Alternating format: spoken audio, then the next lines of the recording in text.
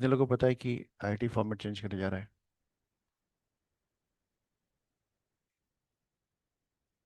इस साल कर सकता है, नहीं तो बहुत चांसेस है next year to next year करने का। है ना? और वो जो फॉर्मेट चेंज है उसमें काफ़ी इन डेप्थ नॉलेज की ज़रूरत पड़ेगी। आप जो शॉर्ट ट्रिक या फिर इसको ऐसे कर लो, वैसे करने से नहीं होगा। चाहे वो फिजिक्स हो, चाहे वो केमिस्ट्री हो, चाहे वो मैथ। और जब किसी चीज़ में आईटी कानपुर इंटरफेयर करता है ना, अभी भी आईटी कानपुर सब कुछ को लगता है कि आईटी मुंबई बहुत टॉप लेवल पे है, मद्रास, दिल्ली। बट अभी भी कानपुर जो है ना, वो पढ़ाकू लोगों का प्लेस है। वहाँ पे जाते ही जो बहुत पढ़ाई करने वाले होते हैं, जिनको स्टार्टअप लेना हो वो भागते हैं मुंबई या फिर दिल्ली। अभी भी यूपीएससी क्रैक करने का रेट सबसे ज़्यादा कहाँ पे है? कानपुर और दिल्ली से। है ना? तुम्हें अभी नहीं समझ में आ रहा कि यूपीएससी क्या है। लेकिन जब तुम ग्रेजुएट होने लगोगे ना, जैसे 9 10 में पता चलता था कि आईआईटी करना है या नीट का वैल्यू क्या है, एम्स का वैल्यू क्या है, नहीं। तो ऐसे ही जब तुम कॉलेज में जाओगे ना, तो एमबीए का वैल्यू समझ में आएगा, यूपीएससी आईएएस का वैल्यू समझ में आएगा, आईईएस का वैल्यू समझ में आएगा, इंडियन इंजीनियरिंग सर्विसेज, राइट।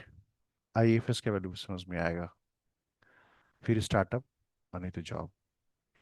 इतने सारे विंग्स हैं। अभी जो फॉर्मेट सजेशन दिया है आईआईटी कानपुर रुड़की को इस बार ये सजेशन क्यों दिया? वो चाहता तो बोलता कि ठीक है, इस बार रुड़की कर लो, अगली बार जो आएगा गवर्निंग एग्जाम जो कंडक्ट करेगा उसको हम ऐसे करने का है। अभी क्या है कि कंप्यूटर बेस्ड एग्जाम है। प्रोसेस क्या है उनका? जैसे इस टॉपिक पर आने से पहले एक जगह और आते हैं। जैसे गेट का एग्जाम हुआ करता था पहले, अभी भी होता है, राइट। वो उस टाइम में फॉर्मेट क्या था पता है? ए क्वेश्चन का ए बी सी अगर क्वेश्चन है ना, तो ए का आंसर का डाटा है ना बी में यूज होता था। क्वेश्चन 3 के डाटा 4 में यूज होते थे। मतलब क्वेश्चन 3 का आंसर गलत हुआ तो 4 का जो क्वेश्चन करने का प्रोसेस है, वो प्रोसेस पता भी है तो क्वेश्चन वो गलत हो जाएगा। ऐसे कुछ फॉर्मेट थे पहले। इन्होंने क्या किया कि अभी आप एक क्वेश्चन कर रहे हो, राइट, फिर अगला क्वेश्चन करते हो, फिर नेक्स्ट क्वेश्चन करते हो, फिर नेक्स्ट क्वेश्चन करते हो, ठीक है ना? अब देखो आईक्यू कैसे काम, सोचो कि मी और ये एग्जाम दे रहे हैं और हम रो रहे हैं एग्जाम के टाइम में, और वो हंस रहा है। उसके क्वेश्चंस इजी आ रहे हैं और ग्रेजुअली मेरे क्वेश्चन टफ होते जा रहे हैं। मतलब दो जो लाइव एग्जाम दे रहे हैं, दोनों दोनों का क्वेश्चन रैंडमली चेंज होगा। कॉमन क्वेश्चन किसी के लिए नहीं होगा। जैसे मैं क्वेश्चन किया, क्वेश्चन 1 मेरा हो गया, मे भी उनका सेटअप ऐसा होगा कि इतने ही सारे क्वेश्चंस आने वाले हैं, ठीक है ना? तो ये क्वेश्चन मैं 1 कर दिया, करेक्ट हो गया। दूसरा क्वेश्चन आएगा, टफ आएगा। तीसरा क्वेश्चन उससे भी टफ आएगा, और भी कंसेप्चुअल होगा, चौथा और भी टफ। तो जो जो तुम एग्जाम देने बैठे हो, तो तुम्हें लग रहा है कि क्वेश्चन मेरे टफ हो रहे हैं, इसका मतलब ये है कि तुम्हारा पिछला क्वेश्चन आसान था, मतलब सही हुआ है। तुमको पता चल रहा है ये बात? तभी तुम्हारा क्वेश्चन टफ होगा, अदरवाइज क्वेश्चन क्या होगा? इजी आएगा। जैसे मैंने पहला क्वेश्चन किया, वो क्वेश्चन गलत हो गया, तो दूसरा क्वेश्चन इजी होगा, वो भी गलत हो गया तो तीसरा क्वेश्चन और भी इजी होगा, चौथा और भी इजी होगा। तुम्हें क्या लगेगा कि इजी आ रहा है, हम कर रहे हैं गलत, है ना? बट वहां क्या है कि उसका मार्क्स का वेटेज भी कम होगा। मतलब पहला क्वेश्चन का मार्क्स अगर ज्यादा मार्क्स का क्वेश्चन है, दूसरा क्वेश्चन का मार्क्स कम हो जाएगा, तीसरा क्वेश्चन का मार्क्स कम हो जाएगा। जैसे कि रोहित शर्मा से कोई पूछा ना कि लंबा सिक्स मारने का कुछ रूल है, तो क्या बोला उसने कि जो दूर मारता है उसको 10 रन दो, जो नजदीक मारता है उसको 6 रन दो, उसके बाद 8 रन दो, 7 दो, ऐसे ही करके ना। ये ऐसे ही होने वाला है कि तुम्हारा क्वेश्चन भी टफ होगा और तुम्हारा मार्क्स भी, उस क्वेश्चन का वेटेज भी बढ़ते जाएगा। Is it?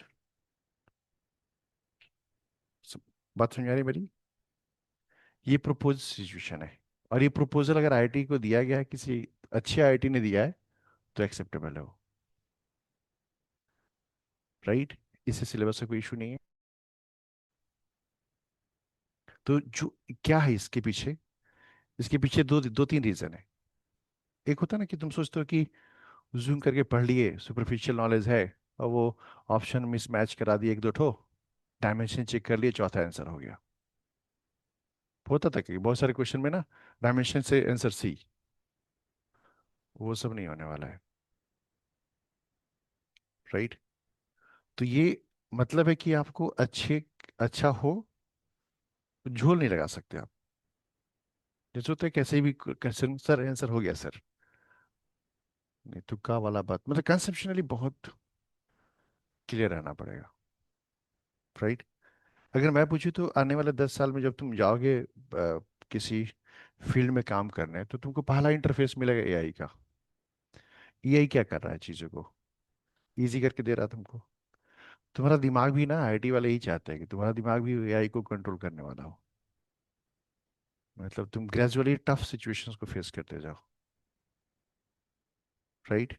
हम अभी अभी भी इसी बैच की बात करते थे, तुम्हारे इसी बैच से मुझे दो तीन गार्जियन ने कंप्लेंट भी दिया था कि सर इस बैच में आते हो आप तो थोड़ा क्वेश्चन टफ करा देते हो। कभी किसी गार्जियन ने या तुमने नहीं सोचा कि टीचर को हर कुछ आता है पढ़ाने? ऐसा नहीं है।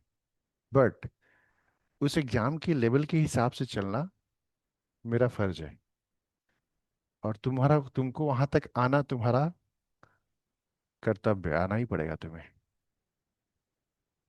राइट? नहीं तो संभव नहीं है। नहीं तो तुमको झूठी तसल्ली दे दे कि आईआईटी के लिए पढ़ रहे हो, और तुमको हम स्टिक कर दे नीचे ही, कि जब एग्जाम में अच्छे क्वेश्चंस आएंगे। तो अब क्या चाहिए ना, तुम सोचते हो ना कि मैं बहुत फ्रैंकली बता रहा हूँ, जैसे क्वेश्चन का एग्जांपल लेता हूँ। कुछ दिन पहले ही हमने एक सवाल किया था ना, खुद तुम मुझे बताना, कि हमने कुछ दिन पहले एक सवाल किया था कि एक ब्लॉक है ऐसा, और यहाँ पे एक स्फेरिकल बॉडी है, याद है ना? है ना? और ये जाके इससे, ये रोटेट भी करा और ट्रांसलेट भी करा है, प्योरलिंग करा है, और ये जाके कोलाइड किया, फिर जाके नेक्स्ट कोलिजन कितने टाइम के बाद या कितने डिस्टेंस के बाद होगा। राइट? इस सवाल को आज मैं तुमको दूंगा सॉल्व करने के लिए, तुम आराम से इसको सॉल्व करोगे, पकड़ोगे एक जगह से, आंसर तक आओगे। सर देखिए तो आंसर इतना है, हम बोलेंगे हाँ। लेकिन आज भी तुम मेरे को बोलोगे कि सर ये सवाल करवा के दीजिए, तब इस सवाल को नहीं करा के इसके पीछे का जो कंसेप्ट है ना, वो डिस्कस करेंगे, और उस कंसेप्ट को इस लेवल तक लेके आ जाएंगे कि तुमसे ये सवाल खुद हो जाए। क्योंकि इसके बाद जब ये कोलाइड करेगा, तो इट्स वेरी सिंपल कि ये बॉडी क्या कर रहा होगा। हम लोग जो नहीं नहीं, हम लोग जो डिस्कशन में आए थे ना, ये बॉडी क्या कर रहा होगा। ये बॉडी अपना ट्रांसलेट कर रहा है, और ये सिर्फ क्या कर रहा है, रोटेट। ओमेगा चेंज नहीं होगी, बिकॉज ये सरफेस कैसा है, स्मूथ। तो ये अभी प्योरलिंग करना बंद कर देगा, कुछ देर बाद प्योरलिंग करना शुरू करेगा।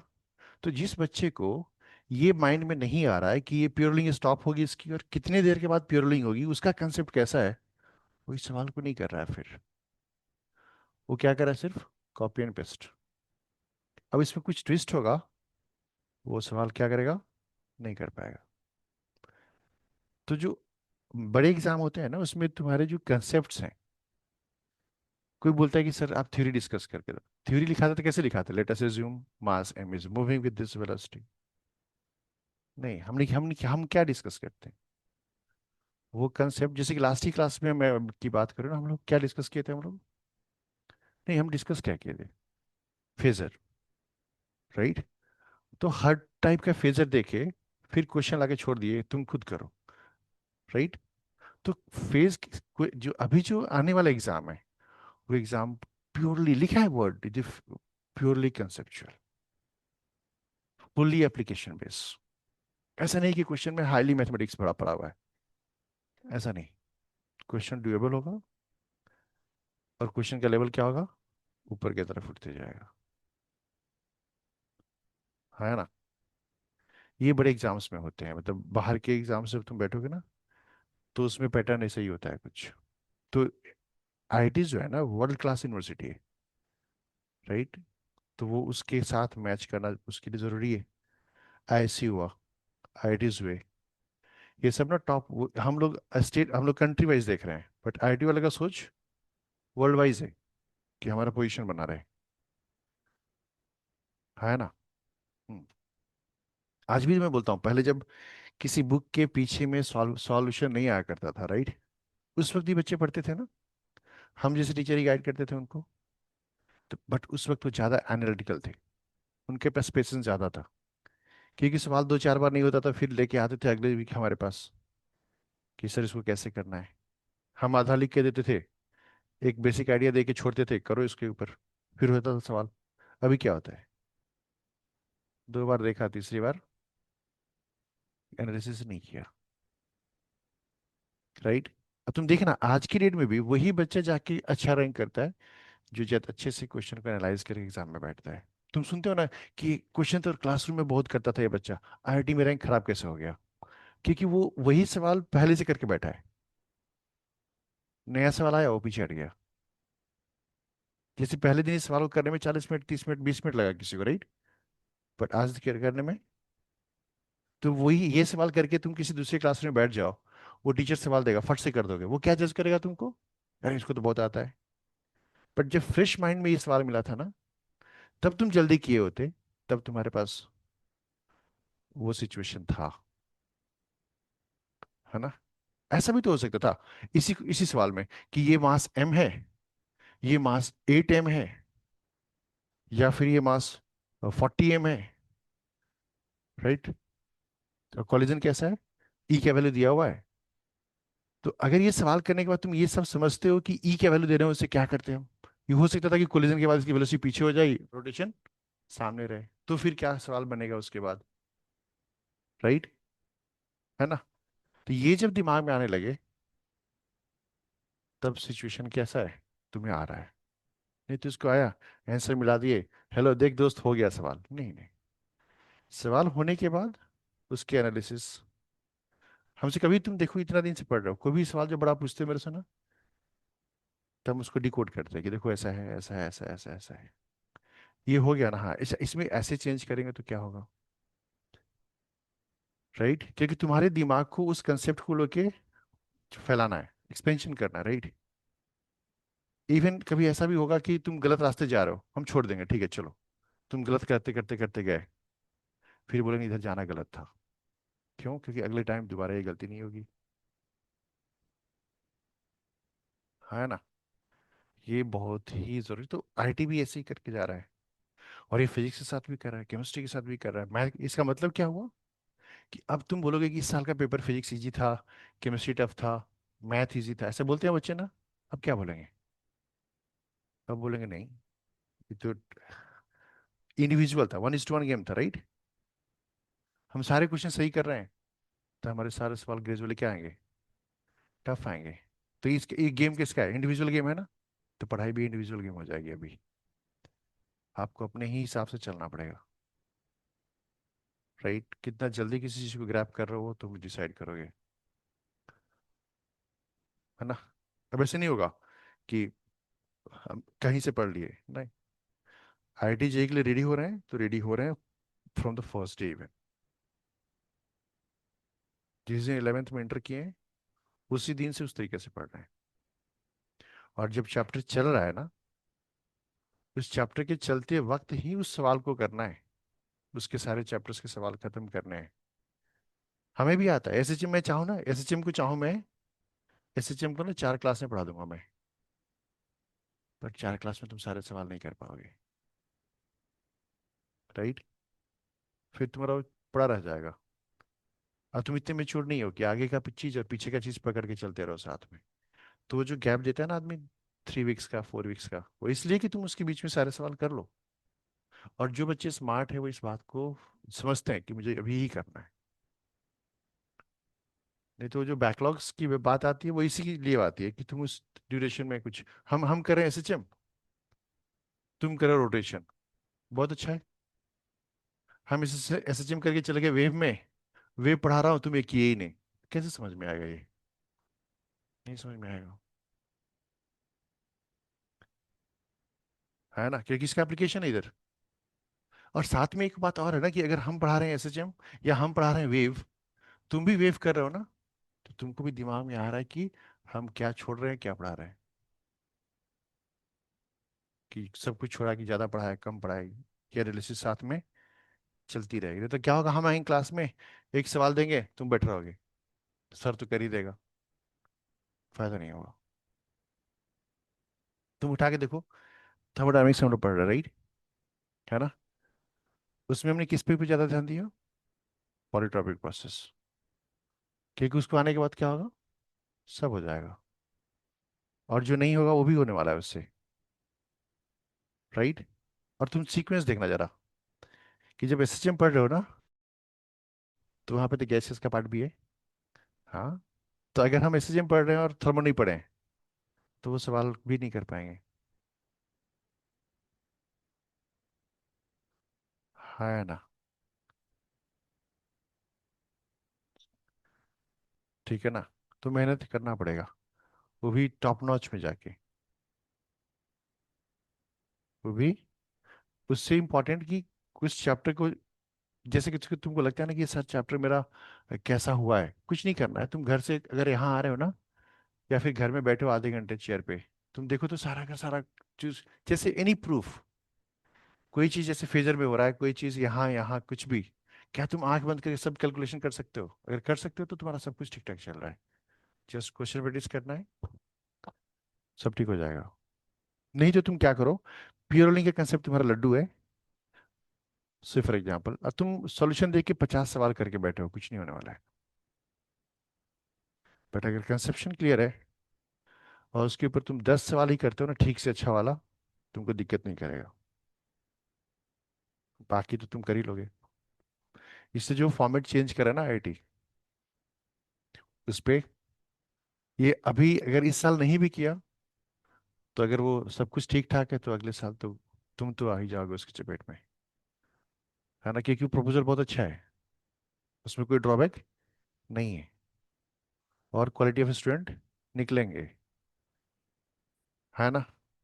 कभी भी तुम देखना, तुम अभी ग्रेजुअली जब आईटी एग्जाम के करीब आओगे, जो कुछ पीवाईक्यू सॉल्व करोगे, जब पूरा सिलेबस खत्म होने के बाद, जो तुम देखोगे चीजों को ना, तुम देखोगे अरे हर साल आईटी ने कभी कुछ एक्सेप्शनल पूछा ही नहीं, जो सिलेबस दिया था वही पूछा, राइट, और विद इन डोमेन पूछा है, और बेसिक कंसेप्ट पूछा उसने। हम तो क्या कही और क्या क्या सोच रहे थे उधर, अब देखना, तुम इधर क्या क्या, वो उधर वो कौन सी यूनिवर्सिटी का क्वेश्चन, कौन सा वो ऑक्सफोर्ड डेन है, नहीं, है ना। तो ये तुम, वो बेसिक कंसेप्ट में कंप्लीट चीज एकदम, तुम देखना आईटी का सिलेबस रखना ऐसे, मार्क करना, जो जो टॉपिक केमिस्ट्री में, फिजिक्स में, मैथ, वही से क्वेश्चन पूछा उसने, कहीं इधर से, हाँ वही है कि एक क्वेश्चन में नंबर ऑफ कंसेप्ट्स मिक्स किया हुआ है, एक मैचिंग के अंदर 4 टॉपिक पूछ दिया उसने, राइट। मार्किंग स्कीम उसका बहुत घटिया है, +4 -2, नो पार्शियल, वहां फंस गए बच्चे। तो एक्यूरेसी कितनी चाहिए, वो सब कुछ है कब, शांति से मोरी की तरह क्वेश्चंस करना पड़ेगा, कंसेप्ट पीछे बहुत क्लियर होना पड़ेगा। जब चाहो सोचो कि तुमको कोई टॉपिक, तुमको फॉर्मूला नहीं याद आ रहा, राइट, है ना, तो तुम इस तरीके से रखो खुद को, कि हम उसको बुकलेट से देख लें, नहीं वहीं पे ड्राइव कर लें, वहीं पे, क्योंकि घर में प्रैक्टिस करें ना हम, उस फॉर्मूला को वही ड्राइव कर लेंगे, तो क्या होगा, पूरा प्रोसेस ब्रेन में आ जाएगा। तुम रेंज का फॉर्मूला भूल जाते हो, तो अपना फॉर्मूला बुकलेट खोलते हो, पता है यूएक्स और टाइम पीरियड, तो वैसे हर A to Z, अगर ये करना आता है, तो आईआईटी तुमको रोक, आईआईटी जाने से तुम, in terms of physics chemistry habit हो जाएगी ना हर एक चीज में, तुमको कोई जाने से नहीं रोक सकता है, समझे। तो ये जो चेंज है फॉर्मेट, इसमें एक क्वेश्चन सही होगा, क्वेश्चन अगर टफ आते जा रहा है, मतलब समझ जाओ कि तुम सारा क्वेश्चन सही करते जा रहे हो, अंदर से एनर्जी मिलेगी।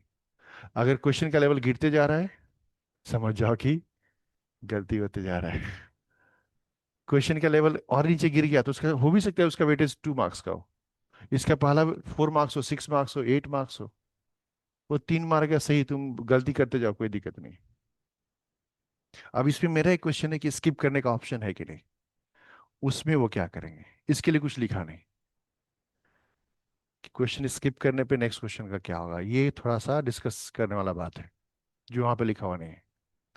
उनका जब पढ़ोगे ना टॉपिक, तो शायद स्किप ऑप्शन नहीं होगा, आपको करना ही है, सही चाहे गलत हो।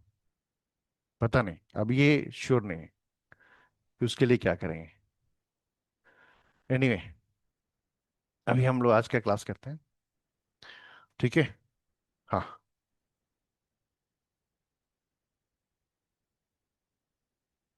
इसलिए पढ़िए, शांति से पढ़िए।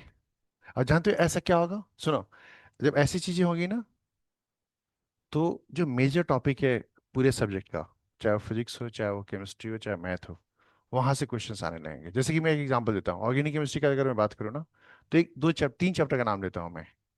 एक, alkyl halides, aryl halides, right, right, R X, A R X, दूसरा एल्डिहाइड कीटोन, तीसरा एसिड डेरिवेटिव्स, ठीक है ना। अल्कोहल का नाम नहीं लिया मैंने। ये तीन चैप्टर जिसको आता है उसको पूरा ऑर्गेनिक आता है, तो वहां से क्वेश्चन याद आएगा। एक कीटोन पकड़ोगे ना, तो हाइड्रोकार्बन से लेके कीटोन तक पूरा पूछ लेगा वो, राइट। थर्मोडायनामिक्स उठा लो। तो अब इससे क्या फील हो रहा है कि जो छोटे छोटे टॉपिक्स हैं, जो डायरेक्ट टॉपिक्स है, उसके क्वेश्चन थोड़ा सा कम रहेंगे। अब वो सेक्शन किसके किसके लिए रहेंगे, इन लोगों के लिए, है ना, जिनको इजी इजी क्वेश्चन देने जाना है। तो अगर तुम इसमें एक फायदा भी है कि अगर तुम मेजर टॉपिक को कवर करके रखे हो ना, तो तुमको दिक्कत नहीं होगा। फिजिक्स के क्वेश्चन टफ कहाँ जाएगा, इलेक्ट्रोमैग्नेटिक वेव से, क्या पूछेगा उससे, इलेक्ट्रोडायनामिक्स भर के, ईएमआई से भर के, थर्मोडायनामिक्स पूरा, heat transfer, radiation, rotation, SHM, momentum, impulse, right, है ना। तो ये सारी चीजें, मैंने एग्जांपल दे रहा, रे ऑप्टिक्स, वेव ऑप्टिक्स, भर के सवाल रखेंगे उधर। इसलिए क्या है कि आप लोग थोड़ा सा ध्यान दे करके टॉप लेवल जो आईटी के अंदर है करते रहिए, अच्छा फील होगा, है ना, ठीक है ना। हाँ, अब ये तुमको ये भी बता रहा है कि तुम किस कैटेगरी के स्टूडेंट हो, ऐसा वाला या ऐसा वाला, दोनों के लिए अवेलेबल है, ओपन कर दिया दरवाजा, आ जाओ, है ना। लास्ट में तुम करोगे 20 सवाल, रिजल्ट होगा 0, तुम कहा 20 सवाल करके आ गए, ये तो 10 सवाल किया, ये टॉपर बन गया, कैसे बन गया, क्योंकि उसका हर 10 सवाल का वेटेज क्या था, बढ़ता गया, तुम्हारा घटता गया, वही है। ये क्या है ये, वो ये दिखिए, दिखा ना, वो जो जाते हैं ना बाजार के अंदर, वो मिठाई मिलता है ना, वो लगा हुआ रेड रेड कलर का जो होता है ना, दबाने से एकदम हवा बन जाता है, ये और ये थोड़ा सा अच्छी क्वालिटी है, मतलब क्या है, एक और बात, कि अगर ये होता है तो जेई मेंस के थ्रू ही होगा मोस्ट प्रोबेबली। आधे बच्चे तो यहाँ पे ही फिल्टर हो जाएंगे, क्योंकि इस सेक्शन में तो जाना थोड़ा सा, जो डे 0 से पढ़ाई कर रहा है ना जेई एडवांस के लिए, वही सरवाइव करेगा इधर पहले दिन से। नहीं तो हम सोचोगे हम पढ़ रहे हैं कि जेई मेंस, अच्छा जेई मेंस तुम्हारा अच्छा हो गया, 99.8 परसेंटाइल, अच्छा आ जाओ, तुमको हम ना आईआईटी के लिए प्रिपेयर कराते हैं। एक पॉसिबल नहीं है ये, है कि नहीं, क्योंकि ये तो नीट वाला बच्चा को भी आ जाएगा, वो कहाँ से पढ़ेगा मैथ, इसलिए संभल के